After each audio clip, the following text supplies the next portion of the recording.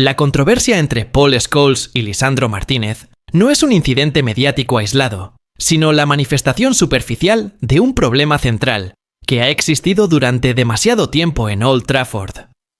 Justo después de la victoria ante Manchester City, en la jornada 22 de la Premier League, cuando Manchester United acababa de ofrecer una actuación que confirmó su estructura y carácter, la pregunta habitual regresó de inmediato con mayor intensidad. Después de la herencia, ¿quién controla el partido? Old Trafford es el lugar donde cada actuación se compara con el pasado, donde cada jugador es medido a través de la memoria de las leyendas. Por ello, cuando Lisandro Martínez pasó a ocupar el centro de atención tras el derbi, el debate no se centró en si es defensor o mediocampista, ni en su físico o personalidad. La cuestión reside en el rol que asumió de manera indirecta dentro de la forma en que Manchester United organiza el desarrollo del juego. Paul Scholes representa un estándar que ha permanecido vacío durante muchos años. No se trata solo de pasar el balón, sino de la capacidad de leer los espacios, abrir la estructura y controlar el ritmo del partido desde zonas retrasadas. La victoria ante Manchester City no generó polémica, pero obligó a los observadores a enfrentar una realidad. Manchester United ha encontrado un nuevo punto de inicio para sus ataques, y eso hizo que el pasado volviera a hablar. El choque, por lo tanto, no es de carácter personal. Es un diálogo silencioso entre la herencia y el presente, entre una memoria mitificada y un valor futbolístico que empieza a tomar forma en silencio. Si el presente obliga a Old Trafford a mirar hacia atrás, la figura que devuelve el pasado al centro de la atención solo puede ser Paul Scholes. Porque todo diálogo entre el legado y el presente en el teatro de los sueños pasa inevitablemente por ese nombre, como un estándar que nunca se ha desvanecido.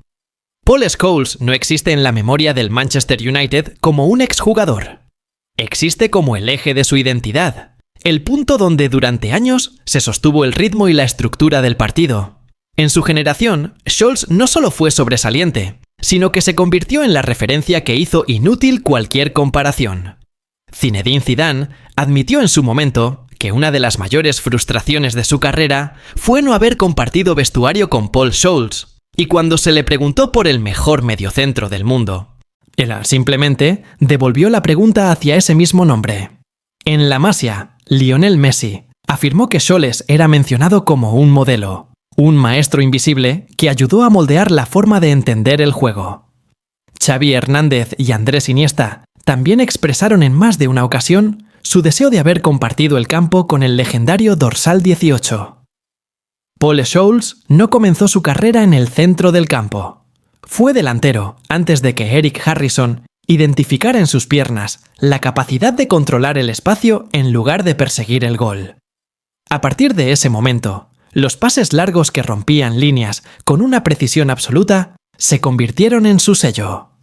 Ya fueran 30 o 70 metros, el balón que salía de los pies de Scholes siempre llevaba una intención clara, un punto de caída exacto y un ritmo perfecto. Scholes no pasaba el balón para enviarlo lejos, sino para abrir la estructura y estirar el sistema del rival. Dibujaba el mapa del partido con sus pies y regulaba la respiración de Old Trafford con una calma absoluta. Por eso, cuando abandonó el escenario, el Manchester United no perdió solo a un jugador, sino al hombre que marcaba el tempo de toda una era. Cuando Paul Scholes dejó el escenario, Old Trafford no se derrumbó, pero cayó en un vacío que se prolongó durante muchos años. Ese vacío no se puede medir en el marcador, sino que se manifestó con claridad en la forma en que el Manchester United organizó y dirigió sus partidos. Nemanja Matic fue incorporado con la expectativa de controlar el ritmo y aportar equilibrio defensivo. Ander Herrera ofreció trabajo incansable y disciplina táctica. Paul Pogba apareció con un talento natural y la esperanza de reencarnar a un ícono. Bruno Fernández aportó energía y creatividad. Casemiro recibió la responsabilidad de restablecer el orden a través de su experiencia al más alto nivel. Todos esos nombres reflejan una realidad imposible de ignorar. El Manchester United contó con varios mediocampistas de alto nivel, pero ninguno logró reproducir la precisión en el pase largo que había definido la identidad de Paul Scholes. Paul Pogba representa con mayor claridad esa sensación de tarea inconclusa. Un futbolista con todas las condiciones para alcanzar la cima, pero incapaz de superarse a sí mismo. Todo quedó reducido a un constante ¿qué habría pasado?, repetido temporada tras temporada. Con el paso del tiempo, el mediocampo del Manchester United priorizó la salida bajo presión, el pase corto y la recuperación. La seguridad reemplazó al riesgo. El ritmo se mantuvo, pero la profundidad espacial se fue reduciendo. El equipo no careció de calidad. Lo que faltó fue un jugador capaz de leer el partido en profundidad espacial y de iniciar el ataque desde campo propio con un solo pase. En ese vacío prolongado, Lisandro Martínez aparece como una pieza táctica que obliga al sistema del Manchester United a modificar su forma de funcionar. No a través de palabras ni de polémicas, sino mediante la manera en que el balón sale de su pie desde campo propio. Lisandro Martínez es un defensor central, pero en la plantilla actual es el mejor pasador largo del equipo. No se trata de una comparación subjetiva, sino de una conclusión derivada de cómo se organiza y se conduce el partido. Martínez no se limita a defender. Es el punto de inicio de ataques con estructura. En la victoria ante el Manchester City, en Old Trafford, el pase de gol para Amad Diallo refleja plenamente ese rol. Fue el resultado de la observación, del timing y de una decisión tomada con absoluta serenidad. El partido frente a Fulham volvió a poner en evidencia ese valor. El pase dirigido a Bryan Mbeumo fue preciso al milímetro, rompiendo la línea media en un solo toque, aunque la ocasión se perdió en la acción final. En la jornada 23 de la Premier League ante el Arsenal, Lisandro Martínez completó 11 pases que rompieron líneas. Fue la cifra más alta del equipo, y también su mejor registro desde su regreso tras la lesión. Estos datos prolongan una tendencia que ya se había formado desde su etapa en el Ajax de Ámsterdam. Martínez se mantiene de forma constante, dentro del 1% más alto en precisión de pase. En promedio, por cada 90 minutos, ejecuta 15,13 pases largos, 0,7 pases que generan ventaja y 7,88 envíos hacia la línea ofensiva. El valor táctico reside en que el Manchester United ya no queda condicionado a las bandas, ni depende por completo de Bruno Fernández.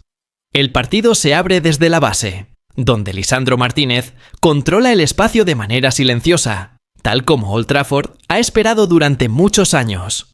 El recorrido de Lisandro Martínez ha sido moldeado a través de cada etapa de los distintos cuerpos técnicos en Old Trafford.